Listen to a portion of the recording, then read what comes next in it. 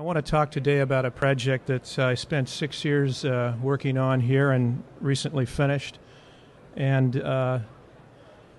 first of all, I'd like to thank the American Institute of Architects and the jury for the recognition of this award.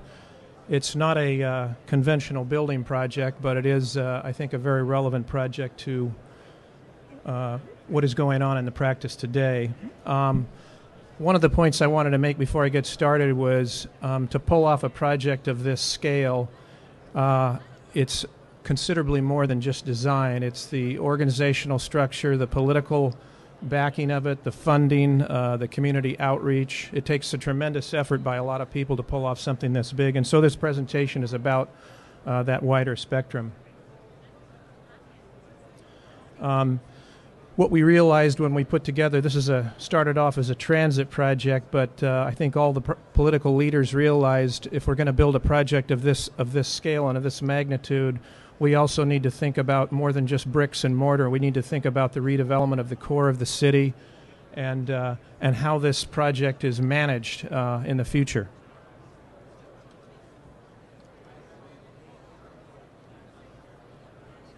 So I want to give a little bit of background about Portland. If you don't know the city, it's unique for its small blocks and multiple streets, fairly pedestrian friendly. It was laid out that way about 1850 by the city fathers, not intentionally to build a pedestrian friendly city necessarily, but they liked corner lots, and they thought that would sell well in terms of a real estate adventure. Early on, the two streets in the middle of the city, 5th and 6th Avenues, were emerged as the most important streets in town with the larger buildings. But after World War II, we really lost our way like a lot of American cities did. We started building freeways. We started tearing buildings down, building parking lots. Transit usage went down. The transit system at the time was nearly bankrupt, and there was no reason to take transit because transit was stuck in traffic. The city fathers realized we were going to lose downtown if we didn't make an abrupt change of course, and they developed a kind of groundbreaking plan in 1972 that called for the removal of a freeway on the waterfront, the development of housing downtown, and the development of a strong pedestrian transit corridor. And so out of that came a list of public projects, the first of which was the Portland Mall. And it was designed by a great team of SOM and Lawrence Halprin together. When it was finished, the citizens of the city had never seen anything quite like it. It really transformed their perception of downtown and really made a civic place out of a street. It was about 26 blocks long on 2 streets when it was originally done. There was a lot of attention to detail, and the community leaders liked it well enough that about 12 years later they decided to extend that identical design another 7 blocks to the north so we could tie the transit system into the train station and the bus station. And basically what this did is it dedicated 2 streets in downtown Portland for almost exclusive transit use, which really increased the efficiency of it. In the meantime, Portland got busy over the next 18 years building an extensive light rail system to serve the downtown core.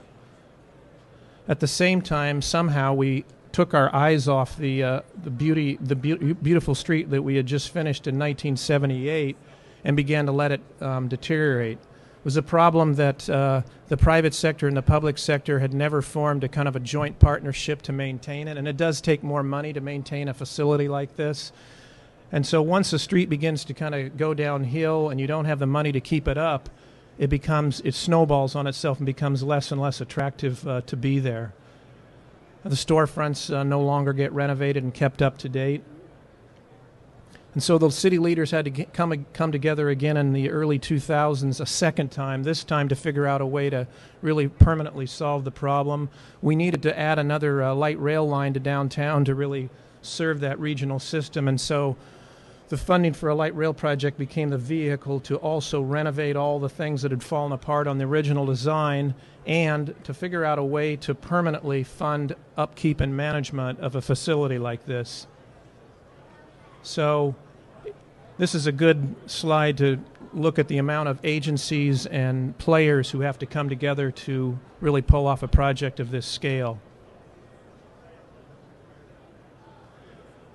There's a little slide just showing the decision-making tree, participation by all the different bureaus and the citizens advisory committees, so that there was a way to, if you couldn't make a decision at a lower level, you kicked it up to the next level, and if you couldn't make it there, you kicked it up, and eventually you did make decisions. We had a citizens advisory committee that stayed with us for 6 years, 4 years of which were quite intensive. Just an incredible amount of continuous public outreach in the form of workshops, open houses, focus groups, field walks. And then we also kept an active website, which most projects like this do now, and to keep everybody informed on what phase and what's going on in the project currently. So the project leaders kind of formed around 4 broad goals: to expand access, to renovate the original facility, to really activate and enliven the office and retail area of our downtown. And this is really the core of Portland, the very heart of Portland. Before we got started, the project leaders said, you know, you guys need to go out and look at the original design and really learn what worked well and what didn't work well. They also asked us to take a look around the country at 5 other major transit and pedestrian streets to kind of also learn from what they did right and what they did wrong in terms of design, the mix of transit and bikes and peds, and how they were funded and managed. So we looked at several here: State Street, 16th Street, Nicollet Mall, Market Street, talked to the people who run these streets and got a good idea. Kind of came to some lessons learned here, that these usually are the kind of highest level of design of any street in the city. If you want to mix modes, you can, but you have to have a set of operating rules so that everybody behaves with respect.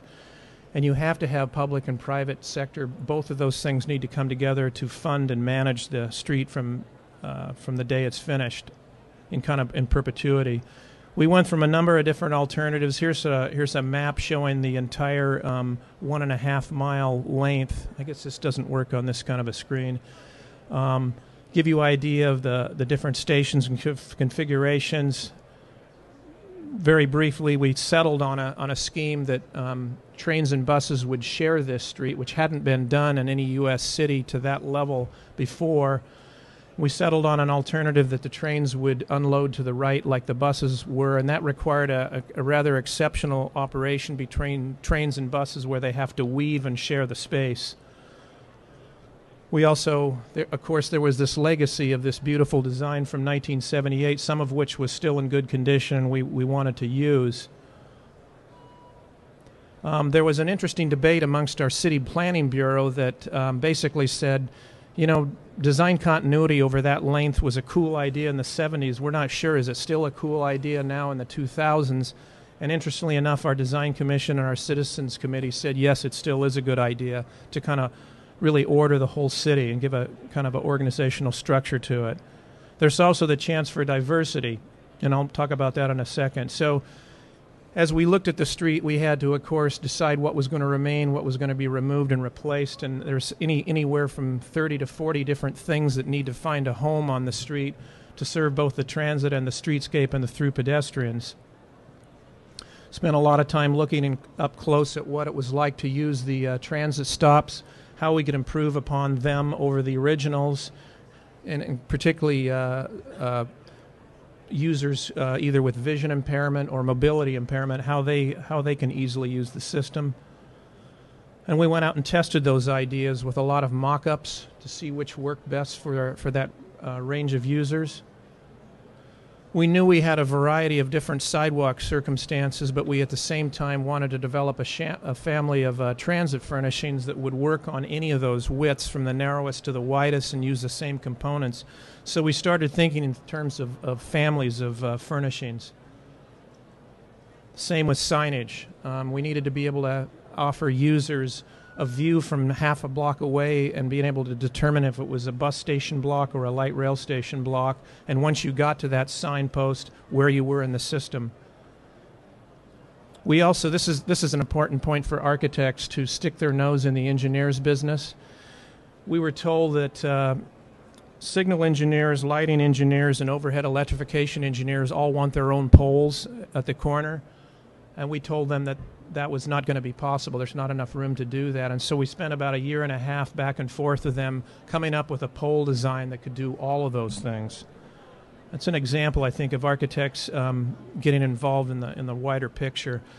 We renovated some of the original furnishings, include the bench, and we developed a whole new family of complementary furniture.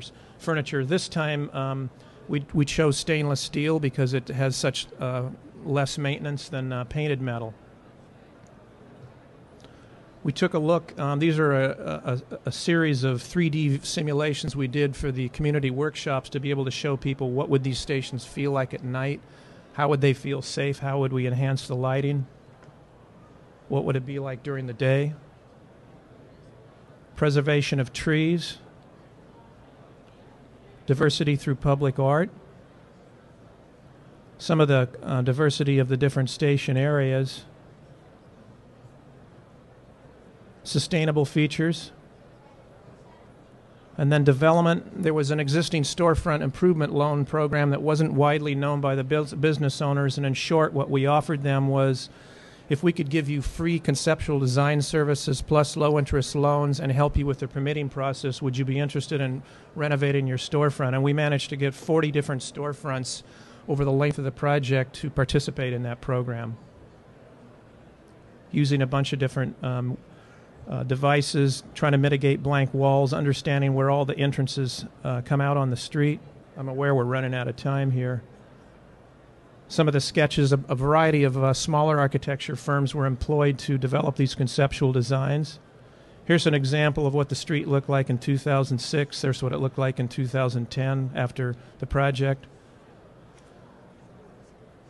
Construction was done in a way that minimized the impact to business, which we had not done on some of the earlier transit projects.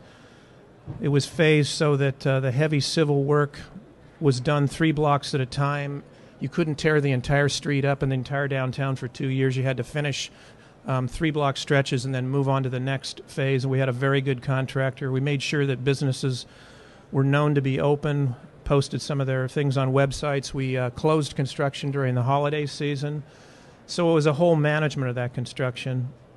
Finished in September 2009. The project has settled in nicely. The ridership is very good.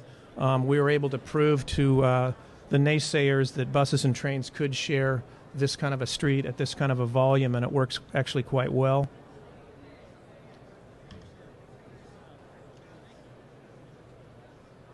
Just some views of the different parts of the project and some of the station areas and activity on the street. This is an example, again, of architects getting involved in something as mundane as the design of the signal cabinets. So it's really a kind of complete environment. Thank you.